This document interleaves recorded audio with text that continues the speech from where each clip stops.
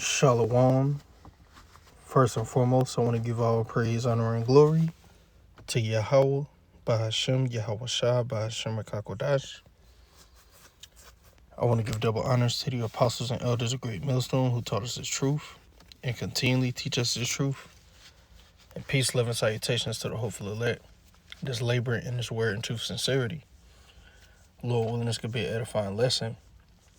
And pretty much what I'm going to go into, what came to mind was Isaiah the 60th chapter, the last 2 or 3 verses, which I'm going to grab them, about how, which matter of fact, let me go ahead and get it, okay? Because in the kingdom, this westernized mindset will be done away with. Okay, this mindset that a man is only supposed to be with one woman. A man can't, cheat, as they call it. That whole mindset is going to be destroyed in the thing of the past. Because in the ancient world, if a man had substance, he could have another woman. Because when you go into the law says that if he take another wife, her remnant, her duty of marriage, and her food, roughly paraphrasing, shall he not diminish. All you supposed to be able to do is take care of her. And if you're able to do that, then you can have another woman, according to the law. But here in Babylon, a woman has the liberty to leave you and take the kids if you deal with another woman. A woman can leave you if you're married according to the state. She can divorce you and take everything from you. And your life will become, hell, man. But see, this is not how it's going to be in the kingdom. Okay, we're going back to order. But I'm going to go ahead and bring this out. And I got, a couple other precepts I want to hit. This Isaiah chapter 60, verse 21. Thy people also shall be all righteous. So every Israelite man and woman is going to be in order. Okay, these women, they're going to understand that the Israelite man is over them. Because there's an order. Okay, you were created. When you go to Genesis, the 3rd chapter, I'm not going to get it. It speaks about how the husband shall rule over his woman. Okay, when it was talking about Eve, it said, your husband shall rule over you. Okay, because the word woman, it just means servant. That's all it means. And the purpose of a woman is to serve her father. And then when she become of age to become married, she's to serve her husband. That's why she has her father's last name. And then when she marries, she takes on her husband's last name, which shows that a woman is property of her man. Okay, it tells us in Sirach, he that getteth a woman but getteth a possession. She's your possession. Okay? Because in the kingdom, we're not going to have just one woman, man. How are we going to bring back the nation with one woman?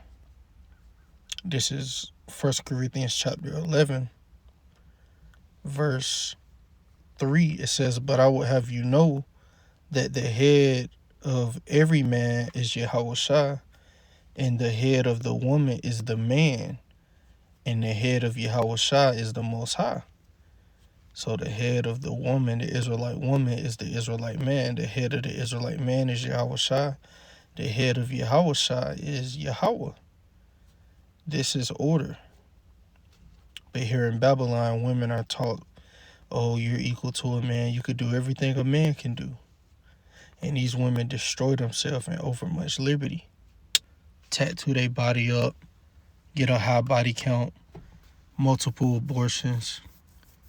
Women constantly make bad decisions, and they're not they're not rebuked for it. Okay, these women can pretty much do whatever the hell they want to do. They could put their body all over the internet and get praise for it, man. But see, we're coming back to order. And this is the order right here that I just read. Okay, the Israelite man is over the woman. Now I want to go to verse 7. I'll start at verse 6. It says, "For if the woman be not covered, let her also be shorn. But if it is a shame for a woman to be shorn or shaven, let her be covered, because the glory of the woman is her hair." Women love their hair, right? So if a woman, if it's a shame for you to be shaven, if you don't want to shave your head, then because women's supposed to be covered up. That's another thing, man. See, in the kingdom, you're not going to be walking. Say you walking down the streets of Jerusalem, the city's paved with gold. You're not going to see a woman walking out in tight ass booty shorts or tight ass leggings or a crop top. Okay, first of all, if she's married, she's going to be home. Okay, we're not going to see women like that out and about anyway. Okay, because their order is to be at home and guide the house. Okay, and now in the ancient world, if a man had a daughter, his daughter would, water his flock. His daughter would, do certain things to where she would be out, but it wasn't like how it is now. But see, in the kingdom, you're not just going to see women. Okay, once again, they're going to be, and then it's apparel to where if she's married or not. Okay, there's apparel that a woman would wear if she's a widow. That's why when you read about in Genesis, when Judah dealt with the harlot, it say that she put on, I believe it says she put on widow apparel. She disguised herself as a widow, something like that. So it's not going to be any adultery or none of that going on. And that's how you stop it, because everything starts in the mind. When you look at a woman and she got that body, she got long hair, she tight, immediately you're having lustful thoughts about her. But see, if they're covered up and they're shamefaced, they're not looking men in the eyes, they're not out here one time. That's how you get rid of that. Okay, it says, "For a man indeed ought not to cover his head, for as much as he is the image and glory of the Most High. But the woman is the glory of the man." So that's why us as men, we're not to cover our head. Because in the kingdom, we're not going to be wearing hats, all right? Now, a mitre, a turban, it doesn't fully cover your head. So, of course, we wear those. We have apparel that we do wear, but, we're not going to cover our head or our face as the woman is going to do, because we are the image and glory of the Most High. But like it just said, the woman is the glory of the man. It says, "For the man is not of the woman, but the woman of the man. Neither was the man created for the woman, but the woman for the man." And this society is totally against that. This society would tell, "Oh, you came from a woman." Nobody acknowledges that the father carries the seed. That's why when you ask somebody what's your ethnicity, they always mention the mother first. Okay, you ask what's your nationality, we have to say on your father's side. And even when you say that, they'll go off of their father's mother, when it's the father, father, father, father, father. But see, there's no respect for men in this society. But once again, order is coming back. Okay, that spirit of, once again, that wicked ass, You deal with another woman, your woman putting straight hell on you, you know, bringing up shit you did. Like recently, I had got into it with my woman, and she's always bringing up years ago when she was pregnant with my first son, how I dealt with a harlot, which I didn't do nothing wrong. But see, in this society, oh, you did that. Oh, she carrying your seed. You did that. You know, which the scriptures speak about. Not everything is expedient. So, to be wise, it's certain things that we shouldn't do. But these women got too much liberty and power, man. To where if you deal with another woman that's single, that doesn't have a man, she'll try to ruin your life, take the kids, you know, do the most because they believe that a man is supposed to be loyal and oh he ain't supposed to cheat, and if he do then he don't love you, and they're drunk off of the lies of this world, man. Okay. So reading it again, it says, neither was the man created for the woman, but the woman for the man, because the word woman means servant. And when you go into the account with where it speaks about Adam and the rib, which it wasn't his literal rib, that's a topic for another time. But pretty much it was a close relative, and there's scriptures to prove that. I believe Laban, he called Jacob his rib, meaning you're my family, and it's lawful to deal with your cousin. So she most likely was like a cousin or something, Eve to Adam. So it speaks about how he had not a helpmeet, so the Heavenly Father paired him with Eve so she could be a helpmeet to him. That's why it says, but the woman of the man. And that's when a woman is truly happy, when she's with a man and she's bearing children, and she has a family. She's doing her womanly duties. That's when women are at their most happiest. But see, when they out here trying to be like men, all they doing is talking down on men. That's when they add a lot of stress to themselves because they don't have no support. They have to do everything on their own. They have to get up and work and pay bills. And just because they say, I don't need a man, I can do it on my own, I'm doing it on my own, really they be miserable. Because if a woman had two options, either she could work and do everything on her own and be a man like she say she want to be, or she could be with a man that's well off, that has substance, he could provide and take care of her. That's what she's going to choose, unless she's a proud ass bitch. All right. But I also want to grab this because it speaks about Sarah, right? It speaks about Sarah, how she obeyed Abraham. I typed that all wrong, my bad.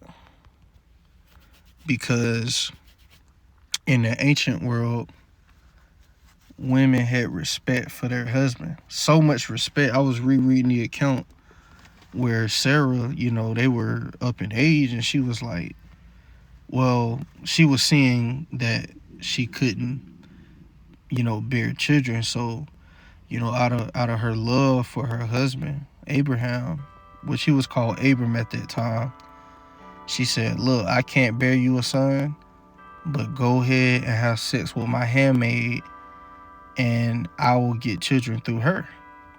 And Abraham hearkened. And that's love right there, man.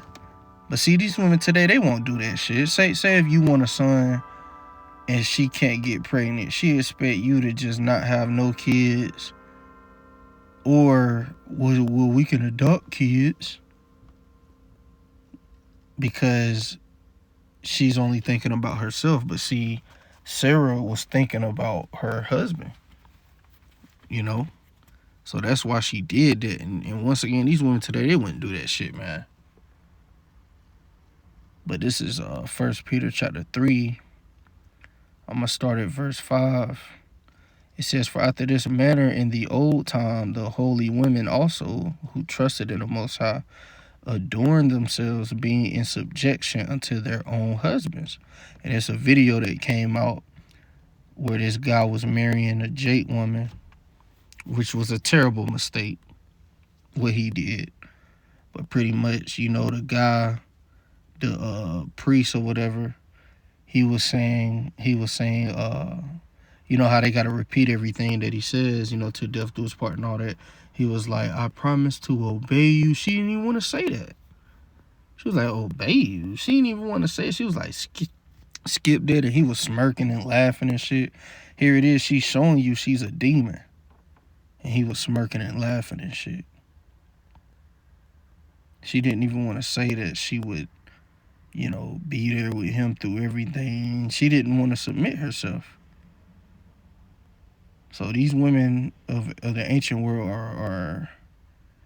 Salakia, these women of today's time are way gone. It says, verse 6, "Even as Sarah obeyed Abraham, calling him Lord." And that's what it's going back to. See, in the kingdom, our women are going to have the utmost respect for us, to where they're going to give us their handmaids to pop. They're going to do everything to make us happy. Because if a woman truly loves you, she's going to want to make you happy, right? She's going to want to serve you. So our women are going to go back to calling us Lord, my King, different, titles, they're going to call us, man. They're going to acknowledge that we're over them. It says, "Whose daughters ye are, as long as you do well and are not afraid with any amazement." So, you got sisters that's going to be delivered, but those sisters are going to come out of this mentality, okay? This Western way of thinking, all right? You're not going to, in the kingdom, women are not going to be riding the cock carousel. They're not going to party and club and wait till they up in age to settle down. That's how these women of today's world think. Well, I'm gonna have fun in my teens while I'm young. I'm gonna party, turn up, get drunk, and then when I'm up in age, I'm gonna find a man and settle down and have kids. And no, women are going to be groomed and prepared to serve one man for the rest of their life in the kingdom. Order is coming back, man. So I want to go back to Isaiah the 60th chapter, which I started with, because, matter of fact, let me grab that in the law real quick, which I quoted it.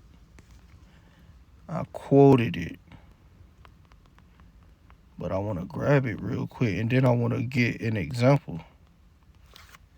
This is Exodus chapter 21, verse 10. "If he take him another wife, her food, her remnant, and her duty of marriage shall he not diminish." So that's all you're supposed to do as a man. If you marry a woman, you're supposed to, pretty much pay the dowry. You're supposed to make sure she's able to eat. You're supposed to make sure she has a roof over her head. She has clothing. You're supposed to take care of her, man. Now, that don't mean that you gotta be rich. Because in today's world, these women don't appreciate the good you do for them. They look at what you don't do than what you do. You could be taking care of your woman, but because you ain't riding in a 2023, she feel like you ain't a good man. That's how these women be thinking, man. But according to the law, this is all you gotta do when you get a wife. But notice it said another wife, because you can have more than one woman, man. Because there's even another law. It speaks about if a man have two wives, one love and one hated. If the one that's hated has the firstborn son, he cannot, pretty much give everything to the son of the one that's loved, because the firstborn receives the inheritance. Roughly paraphrasing. So we can have more than one wife, man, and it's going back to that. All right, I want to get an account with Gideon, because when you read Gideon, I want to get where it say how he had. Hold on.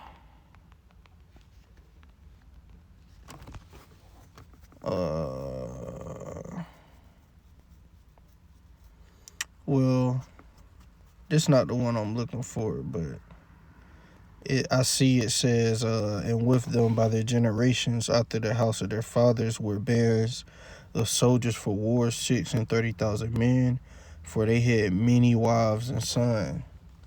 Now, that's not what I'm looking for. Looking for Gideon, where it says he had 70 sons. Hold on.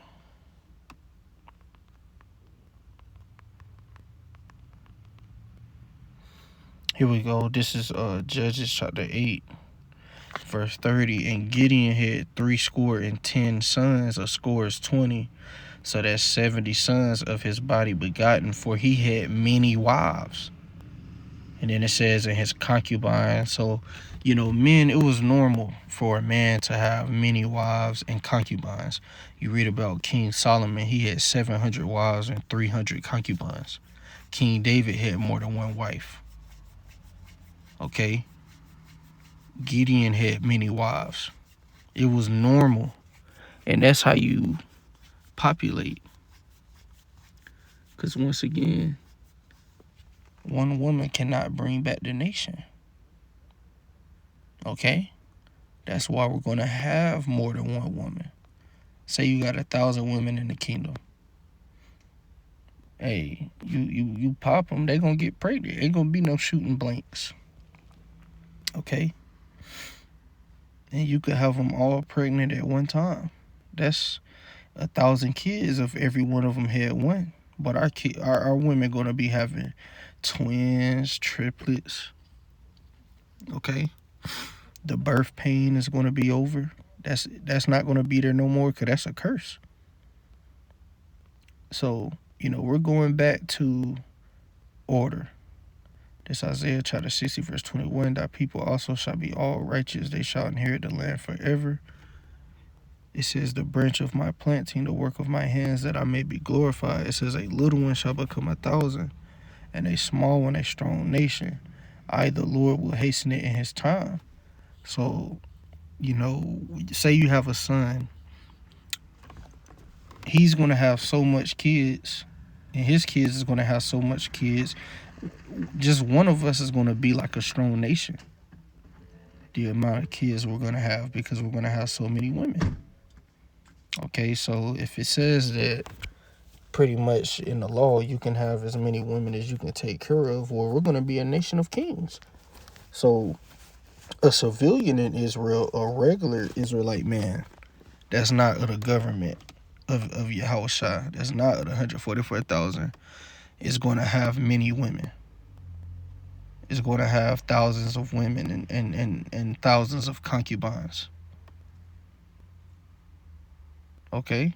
Because every Israelite man is going to be a king, man. And we're going to be able to afford to have that many women.